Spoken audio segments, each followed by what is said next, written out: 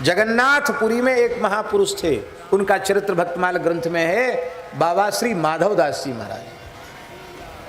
प्रकांड पंडित थे, बहुत बड़े विद्वान थे, और कन्नौज शहर में ही कान्यकुब्ज विप्रकुल में उनका जन्म हुआ था, और शास्त्रों के चूड़ांत विद्वान थे। 15-16 वर्ष की आयु में षडंग वेद के विद्वान हो चुके थे, ऐसी विलक्षण मेधा थी उनकी। समावर्तन संस्कार हुआ, विवाह हो गया, पत्नी बहुत सुंदरी थी, पत्नी की मृत्यु हो गई, एक बच्चे का जन्म हुआ, एक पुत्र का जन्म हुआ, और प्रसव की वेदना से पत्नी की मृत्यु हो गई। अब इनकी पूर्ण युवावस्था, 20 वर्ष की आयु, और छोटा नवजात बालक। घर में समृद्धि की कमी नहीं थी, तो पिताजी ने, परिवार के लोगों ने आग्रह किया कि दूसरा विवाह करो। और आप पंडित थे, आपने कहा कि भगवान ने संसार नश्वर है, ये समझाने के लिए घटना मेरे आंखों के सामने घटाई है, अब मैं दोबारा संसार के चक्र में नहीं फंसूंगा। हाँ, कोई ये लिखित रूप में प्रतिज्ञा करके कहे कि विवाह करने के बाद मैं नहीं मरूंगा, अथवा जिससे ब्याह करूंगा वो नहीं मरेगी, तो मैं ब्याह कर सकूं, ये गारंटी कौन ले? ये तो कोई ले नहीं सकता। बोले बच्चे के लिए तो ध्यान रखना चाहिए। बोले भगवान विश्वंभर हैं, सारे विश्व का भरण पोषण करते, इसका भी करेंगे, हम संसार चक्र में नहीं फंसेंगे। लेकिन हाँ, हैं तो हम अब यहीं हैं, हम कहीं जा नहीं रहे, घर में ही थे।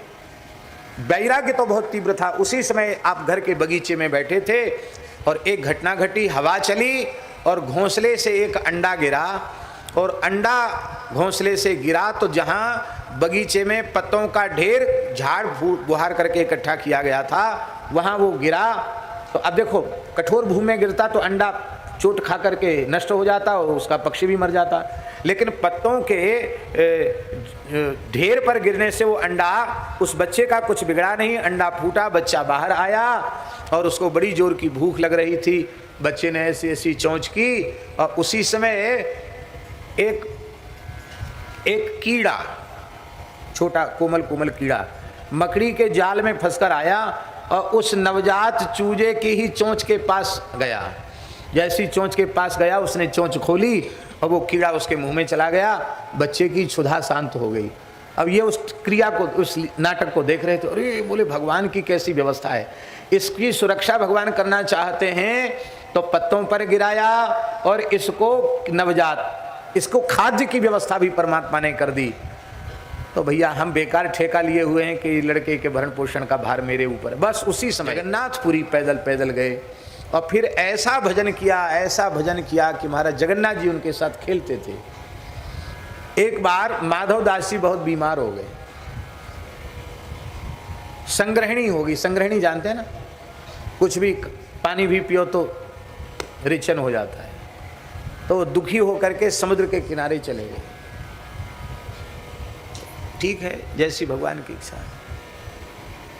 अब वो वहीं मलमूत्र होने लग गया, तो साक्षात जगन्नाथ भगवान आए, कोई छद्मवेश में नहीं, साक्षात स्वरूप में जगन्नाथ जी पधारे, और भगवान जगन्नाथ अपने हाथ से उनके मलमूत्र में सनी हुई लंगोटी को, अचला को धोने लग गए, और उनको स्नान कराने लगे। तो बाबा माधव दास जी रोने लगे, बोले प्रभु, ब्रह्मा जी शंकर जी आपकी सेवा करके सौभाग्य का अनुभव करते हैं, लक्ष्मी जी आपके चरण दबाती हैं, मैं एक सामान्य जीव हूँ, कलयुगी प्राणी हूँ, आप मेरी ऐसी सेवा क्यों कर रहे हो?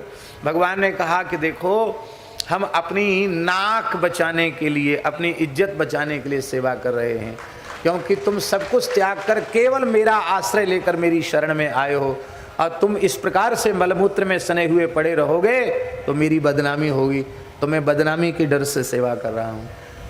जब जिसका मेरे अतिरिक्त संसार में अपना कहलाने के लिए कोई दूसरा नहीं है, मैं स्वयं अपने हाथ से उसकी सेवा करके अपना सौभाग्य मानता हूँ।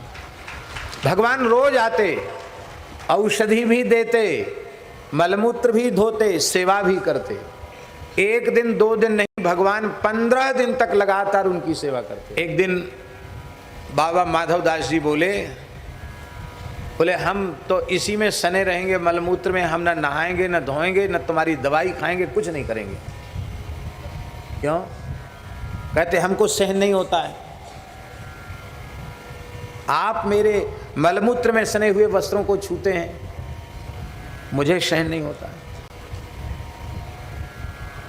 भगवान बोले देखो भाई, बात ऐसी है कि हमारा विचार ये है कि तुम्हारा इस शरीर का कुछ प्रारब्ध ऐसा है जो तुम भोग के द्वारा ही नष्ट होगा, तो कुछ समय का और है प्रारब्ध, और तुम भोग लो, हमें सेवा का सौभाग्य मिल जाएगा, फिर ठीक हो जाओगे।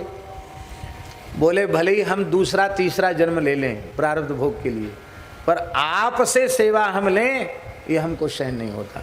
भगवान बोले कि विमुख प्राणी संस्कृति के चक्र में पड़ते हैं, आपके जैसा जिनका चित्त मुझ में लगा हुआ है, मैं स्वयं ही संसार सागर से उनको पार उतारता हूं। तो कर्म के अधीन होकर तुम्हारा दूसरा जन्म नहीं हो सकता, पर तुम्हें इतना अधिक कष्ट हो रहा है हमारी सेवा से, तो चिंता मत करो, तुम्हारा 15 दिन का भोग बचा है, उस भोग को मैं अपने ऊपर स्वीकार करता हूं। ऐसा कहते ही बाबा माधवदास जी स्वस्थ हो गए और जगन्नाथ जी मंदिर में जाकर बीमार हो गए। आज भी आषाढ़ी अमावस्या को बीमार होते हैं जगन्नाथ जी। ज्येष्ठ पूर्णिमा को भगवान, आषाढ़ी अमावस्या को भगवान बीमार होते हैं, ज्येष्ठ पूर्णिमा को बीमार होते हैं, और आषाढ़ी अमावस्या को 15 दिन पूरे हो जाते हैं। उसके बाद भगवान का नवयौवन दर्शन होता है, फिर आषाढ़ शुक्ला द्वितीया को भगवान रथ में विराजमान होकर दर्शन देते हैं। तो भगवान ने तो प्रारब्ध भोगा उस समय 500-700 साल पहले, लेकिन भगवान अपने भक्त का प्रारब्ध खुद भोग लेते हैं, भक्त का प्रारब्ध नष्ट कर देते हैं। ये दिखाते हैं जगन्नाथ जी आज भी लीला करके।